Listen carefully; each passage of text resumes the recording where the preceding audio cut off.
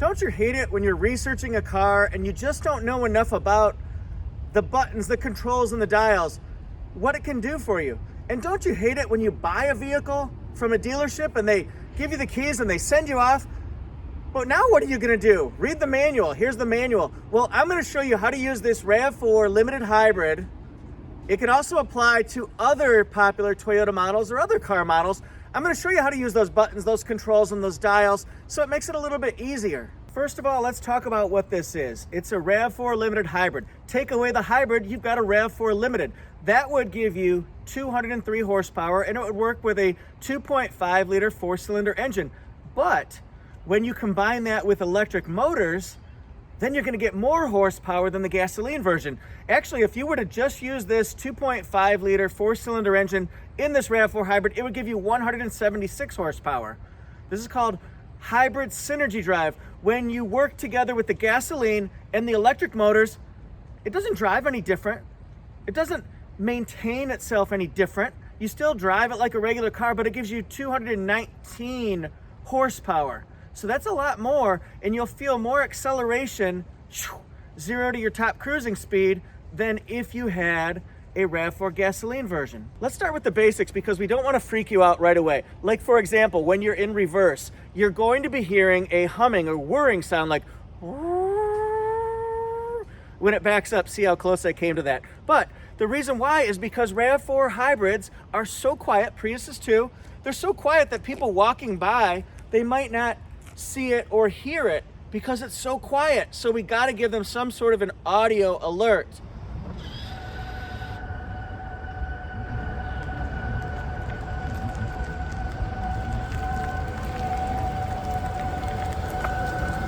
Let's look inside the car because I'm going to show you some basic controls to get you started here. It has Softex seats with heated front seats as well. I'm going to show you some option packages you can get on the car to give you other features as well. It's going to come with a power driver seat. It has memory seats with 2 settings here. Now, basics. Here's the fuel door. Push that. And then here is the hood release. It's like my video blog here. We're going to look at this here. And the important thing to know is when you're filling it up, you just take the cap off, but then when you put it back on, you want to tighten it with 1 click. Just like that. When it clicks once, you'll know you have a tight seal here. Otherwise, you may have a check engine light. Other important fuel facts, 14.5 gallon fuel tank. And then it averages 41 miles per gallon in the city, 38 on the highway, combined of 40. So riddle me this, why does a RAV4 hybrid or other hybrid vehicle get better MPG in the city than on the highway? We've always driven cars where they get better gas mileage on the highway. Well, with a hybrid, we'll use the RAV4 hybrid as an example here. You could use a Prius too. When it slows down or coasts, let's say getting closer to a traffic light or a stop sign, it cuts off the gasoline. You're using just electric motor, and in fact, you're recharging the battery just by slowing down or putting on the brakes. That's called regenerative braking. Well, when it's not using that accelerator pedal, like in the city, it's getting better gas mileage because you're not using anything. And of course, on the highway, we're not really slowing down all that much, so you're gonna be using more gasoline, which drops it down just a little bit in MPG. But still, you're averaging 40 miles per gallon. The rest is up to you. If you're a leadfoot, you know you're a leadfoot. Come on now. If you're a leadfoot, you like to push down, you're gonna get probably a little bit worse than what's posted. If you're just an average conservative driver, especially in the city, you may get what's posted, that 40 MPG you're targeting, or a little bit better. A lot of people get better. They're just average conservative drivers. I'm a leadfoot. I know I'm gonna get a little bit less. We're gonna open up the hood and show you around here, but this is a good time to show you the LED headlights, LED daytime running lights, and then we'll see the traditional halogen bulbs. These are yellowish. You can also upgrade those to LED fog lights at your dealership. We do that at my dealership. You'll see a dark gray piece right here. It also has sensors in the front to alert you, beep, beep, beep, beep, beep, beep, beep. As you're getting closer to something, it'll alert you so you don't hit it. Now, let's go inside here. This has a prop rod. It fits right in there. It also has soundproofing. You'll see this. That started with the 2019 model.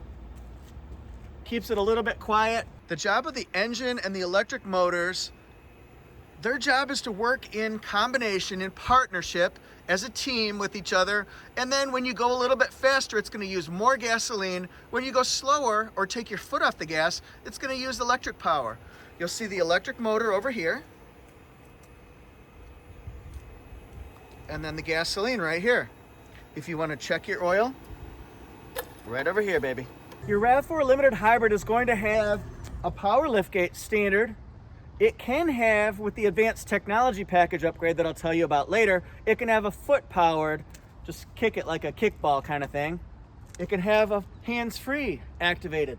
You'll notice that the car just went down. You didn't even hear it. It cut off the gasoline. It'll cycle through that while you're sitting, let's say sitting in your car, eating lunch or something like that, or frankly, just talking about the car like I'm doing. It'll cycle on because it doesn't need to use the gasoline all the time. Why burn fuel if you don't need to? But it might freak you out if you don't know that. So it'll come on, it'll go off. When you first start your car, it's just gonna be silent. It's gonna be just electric power. You can actually drive it.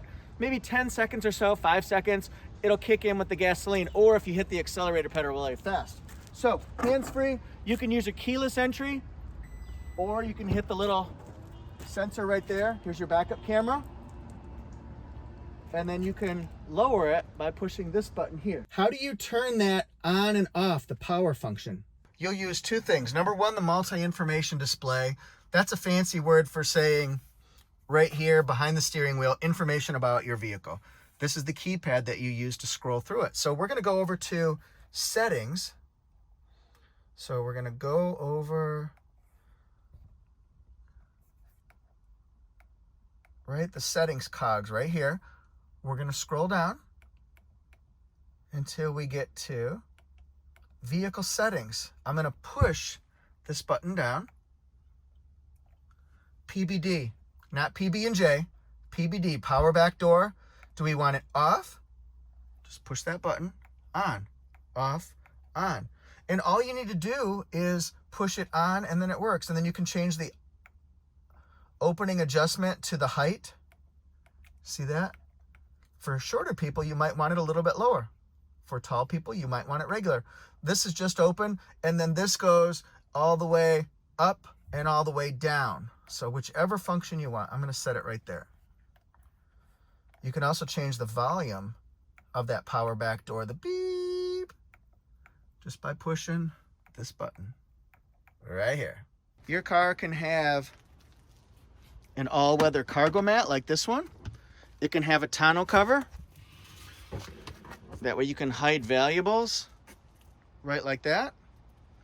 And then this lever right here, that's what lowers the middle seat. Here's a little life hack with the RAV4. If you want a little bit more room because you're planning the ultimate road trip to the beach and you need just a little bit more space, you can actually lower the floor. Turn it over, it's all weather. And then we've got grooves down in here. See how Stella got a groove back. All right, so just put it into the groove. And if you notice, the floor just changed. It went down lower, so now we can stack up just a little bit more, but hey, every cubic foot may make a difference. The spare tire, it's a temporary spare tire. It's a 17-inch tire. The limited wheels here are 18-inch, so you don't want to use it for longer than you need to just to get it serviced or patched or repaired when you do get a flat tire. You'll see that it has a light over there. It also has room for a cargo net, and then it's got a little storage bin there. This right here is where you can store your tonneau cover.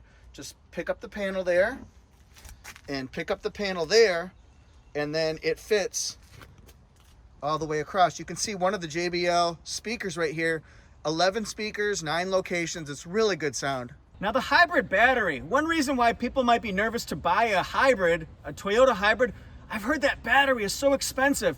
Well, yeah, it's more expensive than a traditional battery. It definitely is. But the good news is Toyota has a fantastic warranty to give you peace of mind. The traditional warranty on any Toyota is 3 years and 36,000 mile comprehensive. That means whichever one comes first, 3 years or 36,000 miles. Okay, the powertrain, the engine, the transmission, that's 5 years or 60,000 miles. Now, here's where it gets good. The hybrid system itself, that has an 8-year, 100,000 mile warranty. That really gives you peace of mind, and that's what the hybrid battery used to be. But starting with 2020 models, guess what? This is cool. This is really cool. 10 years, 150,000 mile warranty on the hybrid battery. So if it starts to go bad, peace of mind. That means you can drive it 10 years or 150,000 miles, and if something goes wrong, it's covered. Total peace of mind. You don't have to worry about that expense, luckily. I guess I should also mention that the hybrid battery is going to be underneath the second row. You really won't ever see it, probably, or have to pay attention to it. It's just there doing its job. I talk about this in just about every video. This vehicle here has Toyota Safety Sense 2.0. It's a series of safety systems that help you limit distraction and hopefully prevent accidents. Several systems here. What you need to know is this Toyota symbol right here. This is where the radar technology is. That's watching for cars and things like that. And then right at the top of the windshield, kind of behind the rear view mirror, you'll see that shape right there. It's going to be a camera, and that's watching for people and signs and cars. Look at that cutout on the left-hand side, that little jut out right there. That's for rain sensing wipers. By the way, one way that you know that you have a hybrid limited or a limited, it's going to have the silver bumper accent down there. Now this Toyota Safety Sense 2.0, I'm going to try to go fast but still make sense of it all. This has pre-collision system with pedestrian detection during the daytime and the nighttime, and it has bicycle detection during the daytime. So if the car senses that you're getting too close to somebody, maybe you're approaching stopped cars or stopped traffic on the highway too fast, it'll go beep, beep, beep, beep, beep.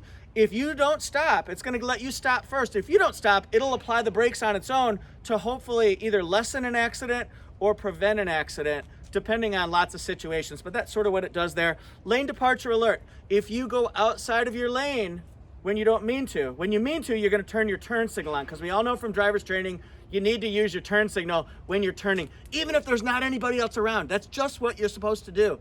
Remember that, Jeff. You gotta remember that. So it'll go beep, beep, beep, beep, beep. I think it's 5 beeps, might be 4, but I think it's 5 beeps. You went outside your lane. If you set steering assist, it'll nudge you back into your lane, which is kind of a cool feature, because before you can cross traffic or go into the ditch, it's guiding you back into your lane to give you a chance to not be distracted and hit something. So it's got that feature as well. You can turn off the steering assist. You can even turn off the lane departure alert. It's pretty easy to do. Radar cruise control. This one controls the distance between you and cars in front of you, going the same distance on the highway. If you get too close, it'll back you off. So you can set the speed that you want. I want 76. 76, if you approach a car that's going 72, it'll back you off. Now you're going the same distance, the same speed as the other car in front of you.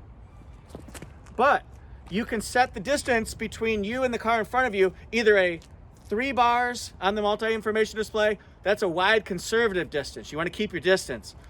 2, a medium distance. We'll call that for average drivers. 1, you want to be a little bit closer. It's certainly not tailgating distance. Toyota's pretty conservative about that, but it'll be a lot closer. So you get to control that distance between you and cars in front of you. Automatic high beams. That's pretty cool, because country roads where it's foggy, where you're in the subdivision at nighttime, if you don't want to blind people with your high beams, the car will sense that now. Actually, it uses that camera right up there, and if it senses a car is there, it's going to go to low beams.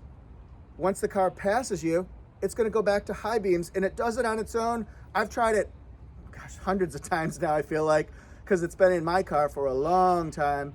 So it works really well. I'd say 95% of the time it's going to work exactly the way you probably would have used it had you not have automatic high beams. Your car also has lane tracing assist and road sign assist.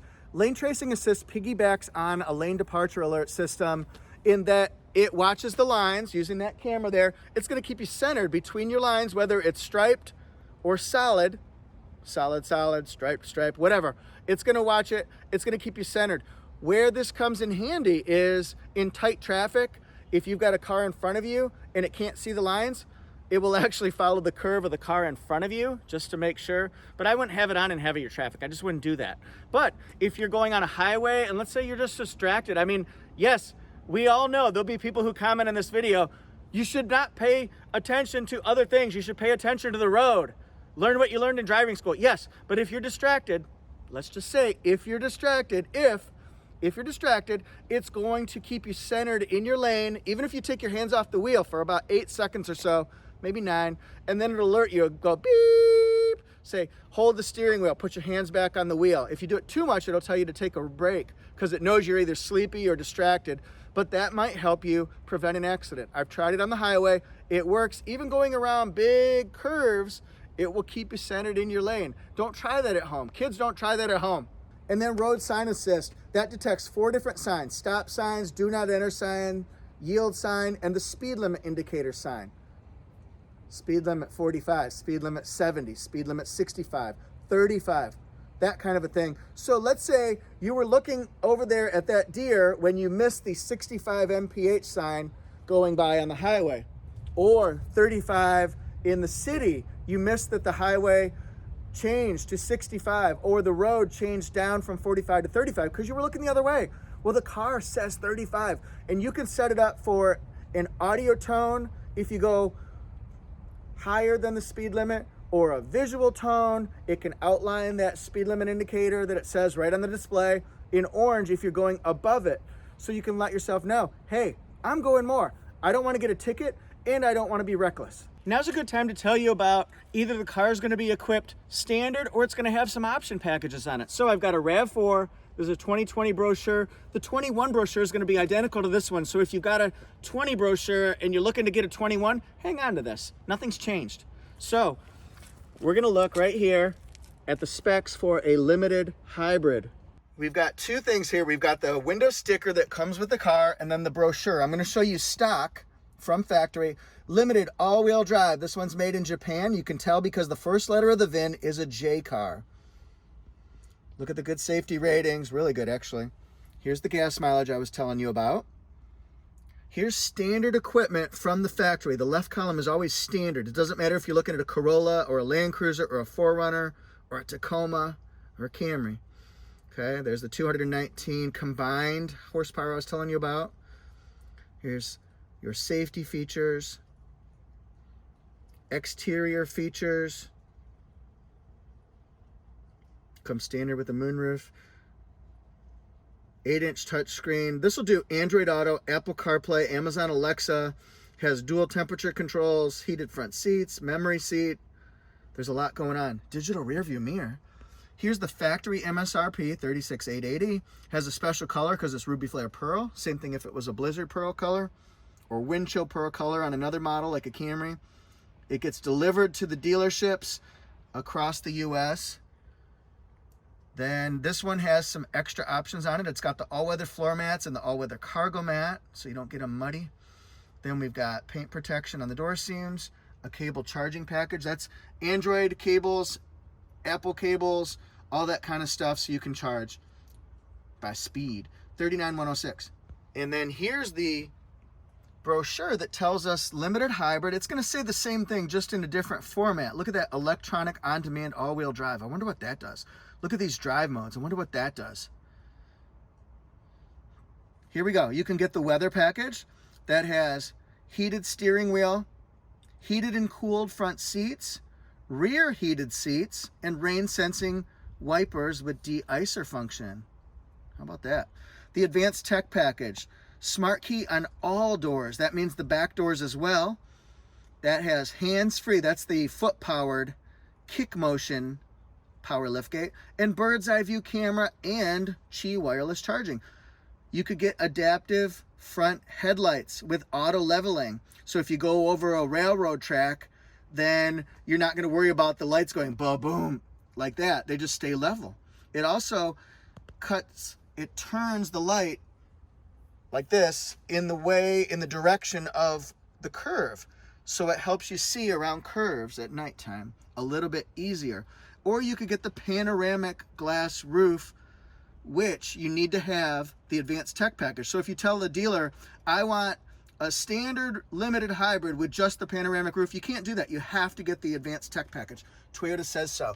This one has the standard moonroof, but it could have the panoramic that goes all the way back to the back row. I would like to show you the rear seats, how you can adjust the back of the seat here. A lot of people don't know this exists. So what you want to do is there's a lever right here. See this lever? You can either have it right here, so you sit up more, or you can recline it to one little notch back. See that? And now I can recline a little bit better. It's up to you. That might come in handy with taller people sitting in the back seat as well. If you had rear heated seats, the button would be right here.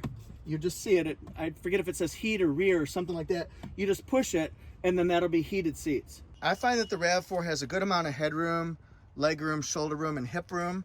It also has two rear air vents and two USB ports, charging ports, so people can plug in and charge. There's no pocket on this side, but there is on that side for iPads and notebooks and things that kids might have, or backseat passengers. And then cup holders, squeeze, pretty comfortable. It's cool right now because it's a little chilly right now. You also have bottle holders, drink holders in the door. It's not a very good angle, but I think you get the idea. Let's look what we have going on here. Notice the cutout, the window cutout. I'm gonna go real easy here. Right there, that helps you see around that first pillar.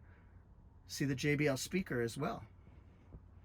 Gives you better visibility, and the mirrors are pushed out and down a little bit so you have better visibility around the side while you're driving. Just look at the, of course, for people who already own one, you know this, but for people researching it, maybe this will help. Now it's time to look inside. Buttons and controls and dials. We'll dive in, and also I'm going to tell you about the on-demand all-wheel drive system. When you turn on the car, you're going to want to put your foot on the brake and then start it like that. If you take your foot off the brake, it's going to be the accessory button, and the lights will light up and it'll blow warm air. You can listen to the music, but your car will not start. So what we want to do is we want to put our foot on the brake, and now it's started. Actually, when it says ready, that means you can start driving. Even if you don't hear the gasoline on, you can start driving. Here is the multi-terrain select. It allows you to choose the type of driving you'd like to do. You can just push it down for normal mode. Eco is this way, and that will be green. If I do sport, I believe it turns red. Yes, it does. Turns red. Or trail mode is like that. So you can choose eco for better gas mileage, especially in the city. Sport mode for more responsive accelerating, faster accelerating. Push for normal. That'll just give you normal, 40 miles a gallon. EV mode is electric vehicle. For about a half a mile at a time, it'll operate in just electric. It's really good for if I was in a parking lot, Prius. If I was in a parking lot like this and I'm just looking for a parking spot at the mall, or I'm in stop and go traffic on the highway because of construction or an accident, you push that. You have to be going under 20 to 25 miles an hour, no fast accelerating, but for that amount of time, about half a mile, which could be 15 or 20 minutes really, it'll operate just in electric. And then trail mode, that's for going on some trails like this where you're going to be bouncing around and things like that. It helps give you the best traction possible. Inside the center console, we're going to find two USB ports charging, and also a tray that you can just set up however you want to. Don't want that. Cup holders. Electronic parking brake and brake hold. If you have this on, you have to have, in order to get it to work, you have to have your driver door shut and the driver's seat belt fastened. You have to, otherwise it will not work. That'll hold you in place at a traffic light or a stop sign for about 3 minutes before switching over to electronic parking brake, so you can take your foot off the gas, off the gas and off the brake to stretch it out and relax it. Here are your heated seats, low, high for both sides. It also has temperature controls that you can sync up, so you're all at the same speed. Here's your fan speed. This controls where the air comes out. Just follow the picture. That recycles air, especially for cold air. This is your smart air conditioning and heating system. It can either heat the back or not heat the back. If you don't have anybody back there, why work harder? And then your front defroster, your rear defroster. On this 8-inch multimedia touchscreen, if you want Android Auto or Apple CarPlay to work, you do have to hook it up. So we've got cable running from here. I'm plugging it into my phone right now. And then it says, do you want to enable? Let's just enable it once. And so it's going to hook up Apple CarPlay, and you'll see it show up right here.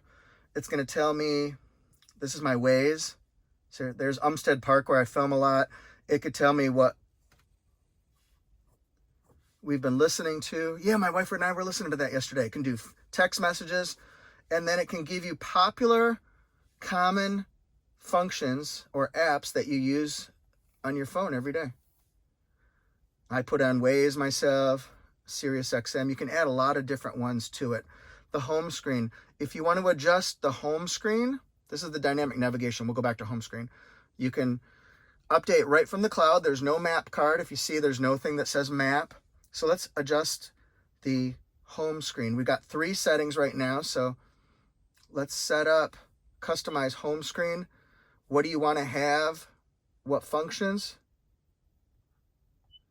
And then let's change the layout. Do you want 2, 3, or 4? Let's just do 2. We'll do weather and the clock. So now it changes to weather, and I guess I said that wrong. It's weather and the audio. With audio, you have your choice of Bluetooth. You could do USB type media, SiriusXM, FM, AM. I don't want that to come on. And then let's change right here our sound. This is how you get more sound to the back or to the left and right. And then we can adjust the bass and the treble. I always do a 3 of treble, 3 of mid, and 2 of bass. That's just what I like. Other people are different. Auto sound levelizer, if you have that on, it's going to actually raise the volume of your stereo system as you go faster to compensate for road noise and things like that and engine noise. This goes through your tracks. This is the phone, and then these are different apps that you would have on your car. The digital rear view mirror. See there, we've got headrests in the way of my view out the back window. We also have passengers' heads, or maybe you're moving stuff, moving your kid into your dorm. If you're moving the kids into the dorm, you're going to have stuff packed all the way to the top, and you're going to want to see out the back window. So you pull that lever, and that lets you see behind you. On the road, you can see cars. It almost looks like it's magnified, but you can see everything, and it does help you. It's just taking some getting used to, that's for sure. And then there's Homelink for garage door opener programming. Light. If you push it on door, the lights come on when I open up the door, or they can always be on. I like the door function myself. This is Safety Connect. If you really want to get somebody's attention, you pull open this lid and then push that button. It'll say, welcome to Safety Connect. Do you have an emergency? If your airbags go off in an accident, they will call you. The service center will call you to make sure everybody's responsive and okay. If not, they'll send emergency personnel to get you. You can also call their center if your car gets stolen, and they'll check it. Sunglass holder. And then moonroof functions. That's the vent. And then this one right here. You guys want to see how far it opens? There you go. That's as far as it. No, it isn't. Ah, psych. Psyched myself out. Both the driver and the passenger, they have lighted mirrors with a slider so it can hide the sun's rays and hopefully keep the sun out of your eyes when it's on the side of you. If you want to know what the glove box looks like, it's right here. There's the owner's manual. It's huge. There's smart storage shelf. You can put keys and phones. If you'd like to adjust the brightness of your dash, just roll that up like that. Here's your auto high beams. They're off, they're on. And what the high beam says, to activate automatic high beam, switch headlights to high beam. So we're going to push that forward to get our automatic high beams on. And you'll see it's on because it says A for automatic high beams. That'll be on when the system is in use. To work your cruise control settings, this turns on the cruise system. There you go.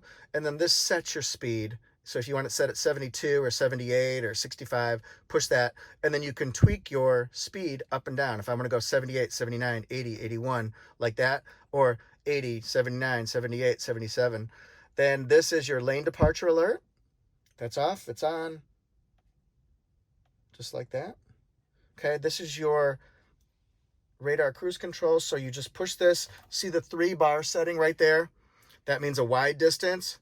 Now we're going to be a medium distance. Now we're going to be a closer distance. And then this goes between your preset stations. This is to pick up a phone call. That's to hang up a phone call. This is the volume of your radio. And then this would be voice commands. What can we do? Before you start, consider viewing the available... Tune to 90s on 9. 90s on 9. And then here we go. It's on 90s on 9. Here's our multi-information display. Again, it says I need to get fuel. That would be one reason why your orange light would be lit up. So that's a good thing to look at there. Under settings, lane tracing assist. If I hold this button down, it's going to ask us, do I want the lane center on, steering assist on, sensitivity, sway warning that alerts you if you go outside of your lane too much, too often. Pre-collision system, it's off. See the system? Are you sure? Look at those lights. Danger, Will Robinson. Are you sure you want to? We're going to turn that back on. Blind spot monitor off. It's on. It's off. It's on. I don't know why you'd not want to have that on. Here's your parking sensors on the front and the back. They're off. Now they're on. Rear cross traffic alert. This is automatic braking. Road sign assist off. On. Vehicle settings. That's the power back door. Tire pressure warning system. Settings. Language. Units. Meter type. Watch this. Do we want analog or do we want digital speed? Hey, look at that. So we'll go meter type again, analog. See that? Which type of speedometer do you want? I like digital.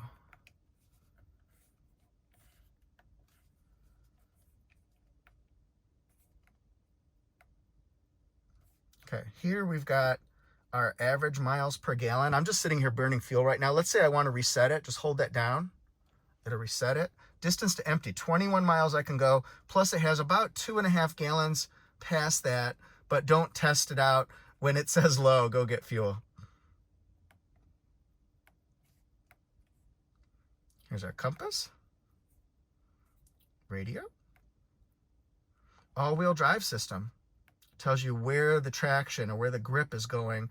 There's your energy monitor. It tells you when you're using the engine, when you're using an electric motor, and when you're recharging that battery. The battery will always be somewhere between almost empty and almost full, depending on how often you use it. The on-demand all-wheel drive, electronic on-demand all-wheel drive. How does that work? It works.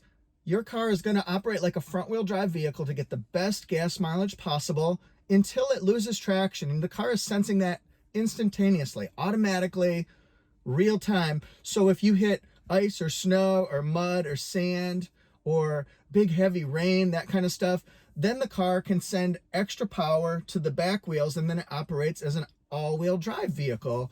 But it's kind of maximizing traction with gas mileage. But the good news is it does it all on its own unless, right down here, you push the trail button or you go to eco or sport or normal or EV. That's up to you, but the car does the rest. And by the way, when you go to pair your phone, initially just push phone and it'll say there's no Bluetooth device registered. Would you like to? Just push yes, and then it'll ask you on your phone if you want to complete the setup process. Real easy to do. It walks you right through it. That's how you register. Nowadays, I suggest that everybody who buys a new car download and get the Toyota app.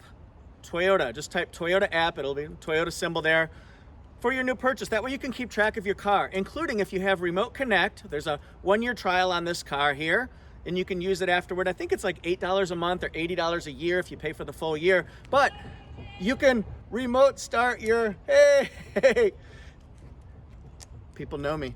Anyway, if you want to start your car from your phone, you can just push start engine, stop engine. You can check your fuel levels to see if you need to get gas before you leave work, that kind of stuff. It's really easy. You can see if you left any windows open, the moonroof open, if your trunk's open, if your doors are unlocked. It'll do all that. You can also start your car the old-fashioned way with the key fob. Hit lock, lock, and then hold down lock.